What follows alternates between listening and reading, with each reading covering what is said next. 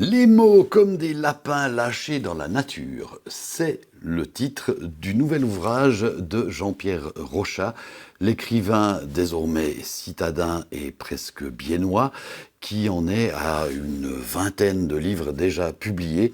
Et pour parler de ce nouvel ouvrage qui vient de sortir, eh bien, j'ai le plaisir de recevoir Jean-Pierre Rochat. Bonsoir. Merci Bonsoir. d'être venu nous voir. Alors, oui, une vingtaine de bouquins déjà, et on a l'impression que ces dernières années, vous en sortez beaucoup. C'est parce que vous n'êtes plus que écrivain. Dans le temps, vous étiez quand même paysan et écrivain. Exactement. Là, j'ai le temps, j'ai plus de temps pour écrire. Bon, il y a aussi eu avec le Covid, qu'il y en a deux ou trois qui sont sortis en même temps, mais oui, j'ai du plaisir à écrire. Ça me maintient en vie. D'accord. C'est devenu donc votre activité principale. Pourquoi est-ce que vous écrivez uniquement par plaisir ou bien aussi un peu pour des raisons économiques parce que maintenant c'est votre nouveau métier? Ah oui, forcément, mais ça rapporte pas grand-chose. Mais oui, évidemment, j'aimerais pouvoir en vivre. Mhm. Oui. C'est possible de vivre de sa plume en Suisse?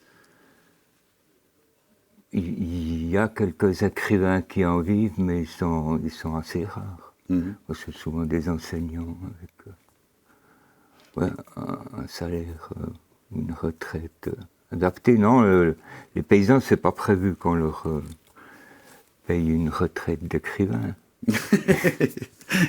Et en tant que paysan retraité devenu écrivain, je pense que vous devez être à peu près le seul en Suisse.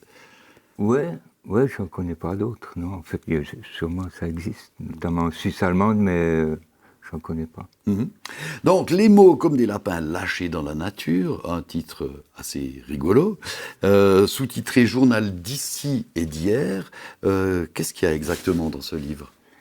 Alors, ce sont des nouvelles, justement, qui sont prises dans ma vie actuelle.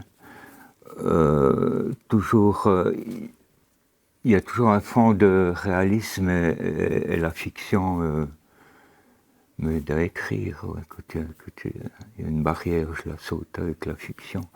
Mais ouais, ces 56 nouvelles, c'est des histoires de temps en temps de mon passé, même il y en a une qu'on m'élève là, au progymnase, et d'autres, c'est de l'actualité.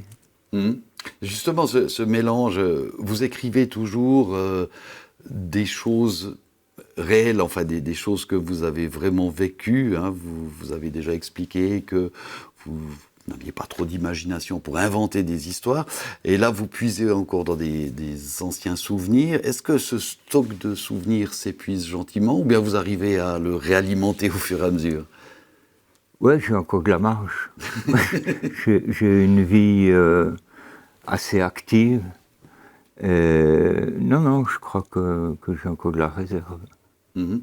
Et maintenant, vous avez vraiment le temps aussi d'observer les choses en pensant déjà à l'écriture, puisque vous n'avez plus votre travail à la ferme, qui était quand Ouais, même un gros boulot. ouais, ouais, ben, je fais un peu le touriste et puis j'enregistre ce que je vois, mais j'ai toujours du plaisir hein, Mhm. à revivre les choses par l'écriture. Ouais. Et donc, Jean-Pierre Rochat, vous êtes descendu de votre montagne, vous vous êtes installé en ville, ou presque, hein, je crois que vous êtes du côté de Villars. Oui. Donc, vous vous promenez beaucoup plus en ville, vous avez le temps. Qu'est-ce qui vous étonne le plus dans la vie moderne de la vie à Bienne actuellement? Alors, spécifiquement Vienne, c'est une belle ville parce que il y a une population très mélangée. Et ben, j'ai dû m'adapter. Je le raconte dans certaines nouvelles, dans des fast-food ou comme ça, où j'étais pas très à l'aise. Euh, ouais, j'ai du plaisir à découvrir cette deuxième vie que j'ignorais. Je venais régulièrement au marché à Bienne, mais c'était pratiquement ma seule visite en ville. Mhm. Et quand vous vous promenez en ville, vous observez ou bien vous arrivez à être un peu une partie de ce monde moderne et citadin? Ah ben les deux, forcément. Forcément que je me place pas en dehors, j'essaie de participer et j'observe aussi. Alors, je suis un fervent défenseur des livres, de l'écriture, parce que je vois que tout le monde est sur son écran, puis je regrette un peu que l'objet livre disparaisse. Alors, en parlant d'écran, est-ce que vous avez changé de manière d'écrire? Parce que quand vous étiez paysan, vous le leviez très tôt le matin pour pouvoir écrire dans vos petits carnets. Est-ce que maintenant, vous travaillez n'importe quand avec un ordinateur portable? Alors, j'ai pas d'ordinateur. J'écris à la main parce que c'est un plaisir. C'est une sorte d'artisanat. Et ouais, alors c'est important pour moi de pouvoir écrire à la main. J'ai pas d'ordinateur. Pas d'ordinateur. Non, je fonctionne pas comme ça. Par contre, pour le rythme, alors maintenant, j'écris un peu n'importe quand. C'était le rythme fermier de lire, écrire avant la traite du matin. Mais ça s'est passé, je le regrette un peu parce que ça donnait une discipline. Donc maintenant, vous pouvez écrire n'importe quand. Est-ce que vous avez l'impression que ça influence votre style? Est-ce que votre style a évolué? Alors j'espère que mon style évolue parce que j'accorde beaucoup d'importance au style. Je réécris souvent les textes, c'est un peu comme en musique, des interprétations sur un thème connu. Quand on a déjà l'intrigue, on peut broder sur le style.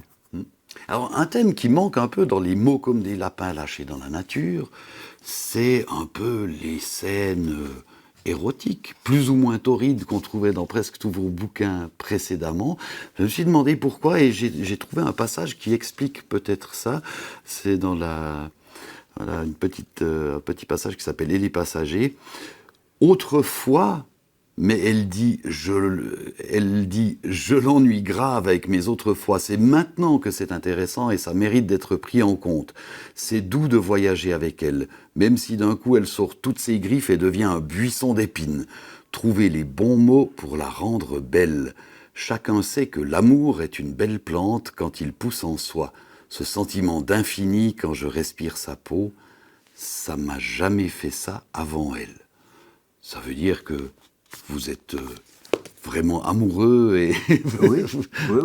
votre vie amoureuse a changé. Oui, mais il y a quand même des passages. Je renonce pas du tout à l'amour, mais effectivement, je mets tous mes œufs dans le même panier.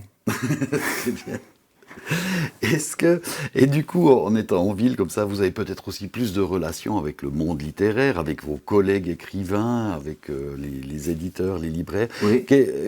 Comment est-ce que vous vous sentez dans ce monde littéraire? Est-ce que vous êtes à l'aise? Alors, d'une personne à l'autre, oui, souvent très à l'aise, mais le milieu des réceptions, ça, j'ai toujours beaucoup de peine, mais je suis très content de rencontrer des écrivains. Et à part l'influence de ce que vous observez, vous avez d'autres influences. Vous parliez du livre que vous aimez beaucoup. Est-ce que vous lisez beaucoup, simplement? Ah, énormément. Et je dois faire attention, parce que je suis un acheteur compulsif de livres. D'accord. Mais je les rentabilise, je les lis. Oui. Et par exemple, là, votre livre de chevet actuel, vous savez lequel Alors c'est? c'est David Foster. Oula, j'ai de la peine avec les noms. Mais il y a plein de belles découvertes. D'accord. Tout le temps. Donc vous êtes très ouvert. Eh bien, Jean-Pierre Rochat, vous voyez, c'est La vie citadine. Un interview sur Télé Bilingue, ça dure pas longtemps, ça dure 10 minutes. Merci beaucoup d'être venu nous parler des mots comme des lapins lâchés dans la nature, parus aux éditions Chambre d'Écho. Oui. Merci. Merci à vous. Voilà, c'est la fin de notre entretien. J'espère qu'il vous aura intéressé. Au revoir et à bientôt sur Télé Bilingue.